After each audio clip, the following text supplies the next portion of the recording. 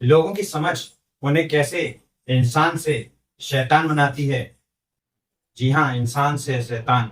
आज के वीडियो में हम यही जानेंगे कि कैसे एक लड़की एक लड़के के प्यार में, जो कि उसके ही फैक्ट्री में नौकर था, पागल हो जाती है और अपने ही पति का, जी हाँ, अपने ही पति का खून करवा देती।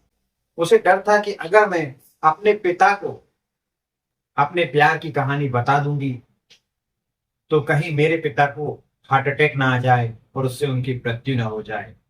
लेकिन मैं यह नहीं सोचती कि अगर मेरे पिता को जब इस हत्या के बारे में पता चलेगा या मैं पकड़ी जाऊंगी तो मेरे पिता का क्या हाल होगा। इससे अच्छा तो मैं पहले ही पिता को बता देती। लेकिन इंसान की समझ उसे सोचने और समझने की शक्ति देती है। लेकिन अगर इंसान सही सोचना ही ना चाहे तो उसमें समझ क्या कर। 23 मई 2025 दोपहर 2:18 पर राजा रघुवंशी सोनम से कहता है कि मुझे नेचर कॉल आई है, मुझे टॉयलेट जाना है। पास ही पार्किंग स्थल था जहां राजा टॉयलेट के लिए चला जाता। वहां पहले से ही 3 कातिल मौजूद थे जो राजा रघुवंशी के कत्ल की साजिश रचकर आए थे। जैसे ही उन्हें मौका मिलता है वह राजा को पहले सामने से और फिर पीछे से वार करते हैं। वार होते ही राजा की मृत्यु हो जाती है और उसे फिर उसकी लाश को उठाकर ये खाई से नीचे फेंक देते हैं। इसके बाद ये तीनों कातिल और राजा की पत्नी बड़े मौज से वापस लौट जाते हैं। लेकिन सोनम रघुवंशी की इस हत्या को करने की कोई मंशा नहीं रहती। वह तो पहले ही अपनी मौत की, खुद की मौत की साजिश रचने की तैयारी में रहती है। वह एक ऐसी लड़की की तलाश में थी जो उसकी जैसी कदकाठी की हो, जिसे वह मारकर सोनम रघुवंशी बताकर गायब हो जाना चाहती थी और अपने प्रेमी राज कुशवाहा के साथ मौज करना चाहती थी। परंतु समय निकला जा रहा था और उसकी शादी की तारीख नजदीक आती जा रही। पिता के डर के कारण कि कहीं पिता को हार्ट अटैक ना आ जाए, वह पिता से बोल नहीं पाती है और एक ऐसी गलती कर बैठती है जिसकी सजा जितनी भी कही जाए कम ही होगी। जैसे जैसे शादी की तारीख पास आती है, लगभग 1 मई को वह अपने प्रेमी से मिलती है, सारी बातें बताती है और फिर प्लान चेंज हो जाता है। राज कुशवाहा कहता है कि सोनम, कोई बात नहीं, हम दूसरा प्लान बनाते हैं, हम तुम्हारे पति को ही मार डालेंगे और फिर तुम विधवा हो जाओगी, जिसके बाद हम दोनों शादी कर लेंगे।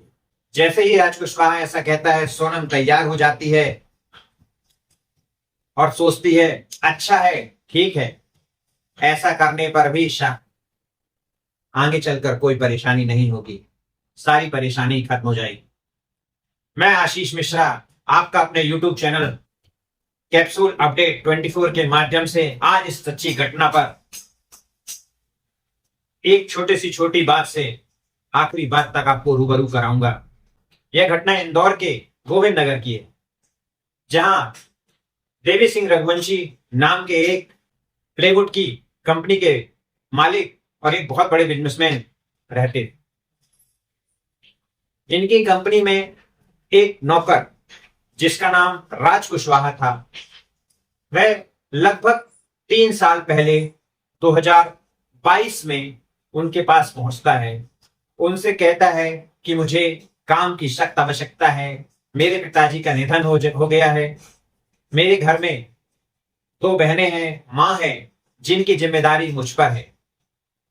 देवी सिंह उनसे कहते हैं कि तुम्हारा अनुभव क्या है, इससे पहले तुमने कहाँ काम किया था। राज कुशवाहा बताता है, इससे पहले मैंने कपड़े की दुकान में काम किया है और मैं सुबह पेपर भी बांटता हूं। राज की हालत सुनकर देवी सिंह को तरस आ जाता है और उसे वह नौकरी पर रख लेते हैं। राज कुशवाहा भी इतना ज्यादा ईमानदार था और इतना ज्यादा लगनशील था कि वह जब तक कोई काम को पूरा न कर ले तब तक वह खाना नहीं खाता था। लगभग 12 से 14 घंटे भी अगर बीत जाएं तो भी वह जब तक काम पूरा ना हो जाए वह अपनी कुर्सी छोड़ता नहीं था, खाना नहीं खाता था। इसकी इसी लगन को देखते हुए परिवार वाले इससे बहुत खुश थे। धीरे धीरे परिवार में इसका आना जाना होने लगा और कुछ ही दिनों में सोनम राज कुशवाहा को राखी बांधने लगी, मतलब अपना भाई कहने लगी। लेकिन जैसे जैसे लगभग 6 महीने ही बीतते हैं राखी, फर्स्ट बार राखी बांधने के बाद ही सोनम को लगने लगता है कि ऐसा व्यक्ति जो इतना लगनशील है, मुझे अफसोस है कि मैं उसे राखी बांधती हूं।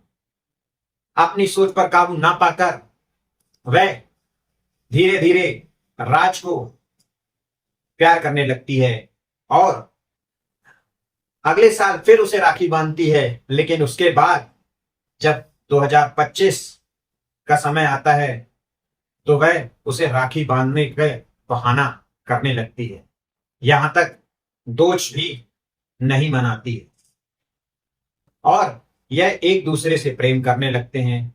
सोनम ही प्रेम का इजहार करती है, क्योंकि सोनम जिस कंपनी में राज कुशवाहा अपनी लगनता और ईमानदारी के कारण मैनेजर बन चुका था, उसी कंपनी में एचआर के पद पर थी, तो इनका आना जाना बहुत आराम से हो सकता था, बड़ी आसानी से हो सकता था और होता भी रहा, जिससे इनका प्यार परवान चढ़ता रहा और लोगों की नजर में ये भाई बहन के रूप में ही थे।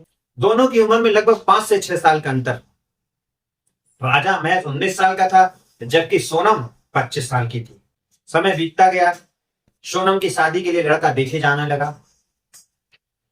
क्योंकि सोनम की कुंडली मंगली थी, इसलिए मंगली लड़के से ही उसकी शादी हो सकती थी, क्योंकि कहा जाता है कि अगर लड़का या लड़की की कुंडली मंगली हो तो उसके साथी की कुंडली भी मंगली होना चाहिए, जिससे मंगल दोष खत्म हो जाता है।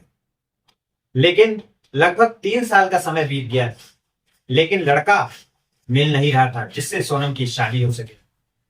आखिरकार वह समय आता है जब रामनवमी को एक पत्रिका छपती है जिसमें राजा रघुवंशी का नाम भी छपा होता है, जैसे और सोनम रघुवंशी का भी नाम छपा होता है। दोनों की कुंडली का मिलान होता है। जब कुंडली सही बैठती है तो राजा रघुवंशी का परिवार सोनम रघुवंशी के परिवार के साथ संपर्क करता है। दोनों परिवारों को अपने स्टेटस के हिसाब से लड़का या लड़की मिल जाते हैं और मंगली भी होते हैं। पंडित की रजामंदी के साथ शादी तय हो जाती है। फरवरी 2025 में सोनम की राजा के साथ सगाई हो जाती है और लगभग 3 महीने बाद 11 मई 2025 को शादी का दिन निकलता है। सोनम सगाई के बाद से ही प्लान करने लगती है कि कहीं उसे कोई लड़की मिल जाए।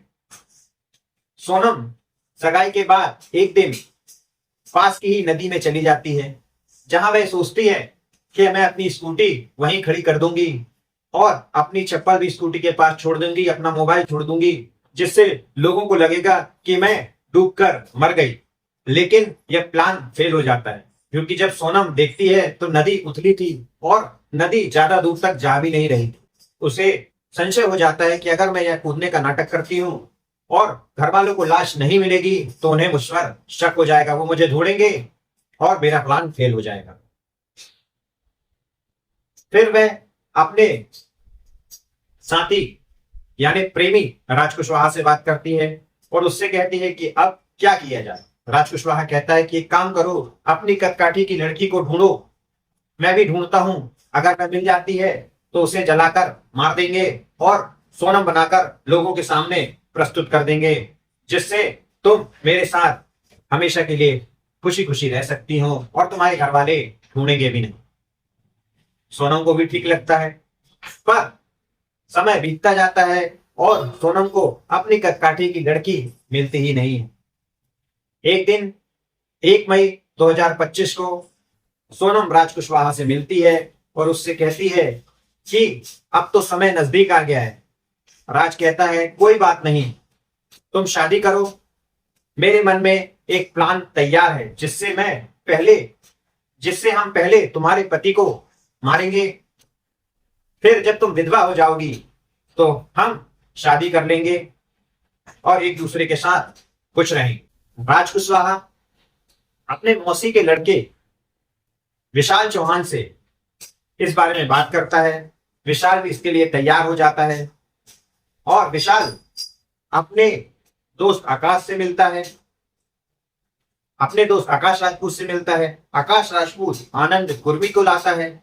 इस तरह ये पांचों राजा के मर्डर का प्लान तैयार करते हैं और इसमें किसी प्रकार की सुपारी भी नहीं दी जाती, क्योंकि विशाल चौहान कहता है कि तुम मेरे भाई हो तो मुझे किस बात की टेंशन, तुम चिंता मत करो, हम मिलकर सब संभाल लेंगे। 11 मई 2025 को राजा की शादी सोनम रघुवंशी से हो जाती है। इसके बाद सोनम की विदाई होती है। विदाई के बाद जब सोनम ससुराल पहुंचती है तो वह राजा को यह कहती है कि तुम्हें मेरी कसम है, हम जब तक सुहागरात नहीं मनाएंगे, हम जब तक एक दूसरे से संबंध स्थापित नहीं करेंगे, जब तक हम मां कामाख्या के दर्शन न कर लें। राजा रघुवंशी भी मान जाता है और लगभग 20 मई को राजा और सोनम इंदौर से शिलोंग के लिए निकलते हैं वाया गुवाहाटी। गुवाहाटी में वे मां कामाख्या का दर्शन करते हैं। चूंकि राज कुशवाहा का प्लान था कि गुवाहाटी में दर्शन के बाद ही हत्या कर दी जाए, तीनों आरोपी पहले से वहां पहुंचे हुए होते हैं और वे हत्या का हथियार यानी कुल्हाड़ी जिससे लकड़ी काटते हैं वह भी अपने साथ लेकर जाते हैं, जिसे दाव कहा जाता है। पहले से ही इसकी खरीदारी हो चुकी होती है। चूंकि कामाख्या मंदिर के पास इन्हें मौका नहीं मिलता है, यह प्लान फेल हो जाता है। 21 मई को राजा और सोनम शिलोंग में बालाजी गेस्ट हाउस में पहुंचते हैं। 22 मई को यह प्लान बनाते हैं कि हम कहीं शिलोंग की घाटी में चलेंगे, लेकिन चूंकि बारिश ज्यादा हो रही थी इसलिए इनका जाना उस दिन कैंसिल हो जाता है और ये 23 तारीख को शिलोंग से लगभग 80 किलोमीटर दूर पूर्वी हिल्स सोहरा थाना क्षेत्र बोहराडेंग में पार्किंग स्थल के पास पहुंचते हैं, जहां राजा को टेस्ट टॉयलेट का अनुभव होता है और वह सोनम से कहता है कि मुझे टॉयलेट जाना है और वह पास ही पार्किंग स्थल में के पास टॉयलेट के लिए चला जाता है, जहां पहले से ही तीनों कातिल मौजूद होते हैं। जहां विशाल चौहान मौका पाते ही राजा रघुवंशी के सिर पर पहले सामने से और फिर पीछे से वार करता है, जिससे राजा रघुवंशी की 2 बार में ही मृत्यु हो जाती है। फिर ये तीनों उसकी डेड बॉडी को उठाकर खाई से नीचे फेंक देते हैं और उसके बाद बड़े मजे से वहां से निकल जाते हैं। लगभग घटनास्थल से लगभग 11 किलोमीटर दूर सोनम इन तीनों कातिलों से दोबारा मिलती है। वहां उन्हें कुछ पैसे देती है जो कि इन्होंने राजा के जेब से ही निकाले थे और सोनम के पास जो पैसे थे वह भी मिलाकर वह विशाल को पैसे देती है और कहती है तुम मेरे छोटे भाई के समान हो, तुम ये पैसे रखो और शांति से घर जाओ और आराम करना। फिर सोनम वहां से होटल आ जाती है, वहां वह खाना ऑर्डर करती है और अपना जरूरी सामान वहां से उठाती है। क्योंकि इस बीच विशाल ने सोनम को एक बुर्का भी दिया था, वह बुर्का पहनती है और वहां से निकल जाती है। वह एक टैक्सी पकड़ती है जो शिलोंग से गुवाहाटी, सिलीगुड़ी होते हुए पटना, आरा, लखनऊ और फिर इंदौर पहुंचती है। 25 मई 2025 को सोनम इंदौर वापस आ जाती है और राजा और राज कुशवाहा की बताई हुई जगह पर रहने लगती है। वह पल पल की जानकारी सोशल मीडिया, यूट्यूब और टीवी के माध्यम से देखती रहती है। फिर इसके बाद इनकी खोजबीन होती है और जब इनकी कोई जानकारी नहीं लगती है तो पुलिस में कंप्लेन दर्ज होती है। एसआईटी टीम का गठन होता है जिसका नाम ऑपरेशन हनीमून रखा जाता है। लगभग 2 जून को राजा की लाश मिलती है।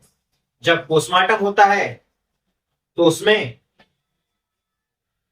हत्या किसी धारदार हथियार से करना बताया जाता है और हत्या का समय लगभग 2 से 2:30 बजे के बीच का निकलता है। जैसे ही 2 जून को राजा की लाश मिलती है, खबरें टीवी में वायरल होने लगती हैं। सोनम की भी खोज खबर होने लगती है। पूरे देश में बस यही किस्सा गूंजता है कि हनीमून बनाने एक कपल गया था जिसमें पति की लाश मिली है, जबकि सोनम का अता पता नहीं। इसके बाद सोनम का भाई गोविंद एक सोशल मीडिया में बयान देता है कि उसे लगता है कि कहीं सोनम की भी हत्या हो गई है या उसे बांग्लादेशी उठा ले गए।